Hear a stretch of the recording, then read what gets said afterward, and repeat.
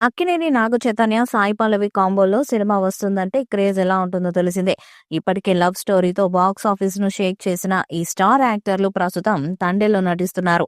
Romantic drama నేపథ్యంలో వస్తున్న ఈ చిత్రం చందు ముడ్డేటి డైరెక్షన్‌లో తెరకెక్కుతుంది.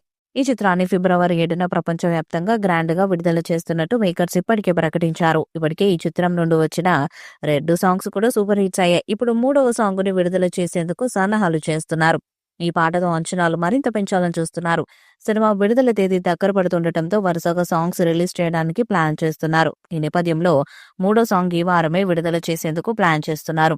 ఈ మూవీ తెలుగు, తమిళం, హిందీ భాషల్లో విడుదల కానుంది. అయితే తాజాగా మరో క్రేజీ నిర్ణయాన్ని తీసుకున్నారన్న వార్తొకటి నెట్టింట హల్చల్ చేస్తుంది. తండేల్ మలయాళం వర్షన్‌ను రిలీజ్ చేయాలని ప్లాన్ చేస్తుండగా త్వరలోనే దీనిపై అధికారిక ప్రకటన కూడా ఉండబోతుందంట. సాయి పల్లవికి మలయాళంలో సూపర్ క్రేజ్ ఉంటుందని తెలిసిందే. ఒకవేళ ఇదే నిజమైతే తండేల్ సినిమాకు మాలీవుడ్ బాక్సాఫీస్ వద్ద వసూళ్లు పెరుగుతాయనడంలో ఎలాంటి సందేహం లేదు. తండేల్ నుంచి ఇప్పటికే లాంచ్ చేసిన 'బుజ్జి తల్లి' సాంగుకు మంచి స్పందన వస్తుంది. 2018లో గుజరాత్లో జరిగిన వాస్తవ ఘటనల ఆధారంగా వస్తున్న తండేల్ చిత్రాన్ని గీతా ఆర్ట్స్ పై అల్లు అరవింద్ సమర్పణలో బన్నీవాసు నిర్మిస్తున్నారు. మూవీకి Devi Sri Prasad music background score అందిస్తున్నారు. తండేల్ నాగచైతన్య, చందు ముడ్డేటి కాంబోలో రాబోతున్న మూడో సినిమా కావడంతో ఈ ప్రాజెక్టుపై అంచనాలు భారీగానే ఉన్నాయి. ఈ సినిమాతో నాగచైతన్య 100 కోట్ల క్లబ్ లో జాయిన్ అవుతాడని ఫ్యాన్స్ భావిస్తున్నారు.